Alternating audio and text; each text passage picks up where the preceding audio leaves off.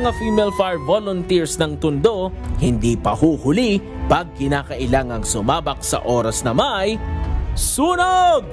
At dahil saludo kami sa inyong mga fire volunteers, kayo na muna ang bibida sa lusob ngayong araw na ito. Nagsimula po ako sa pagka-fire volunteer is 2018.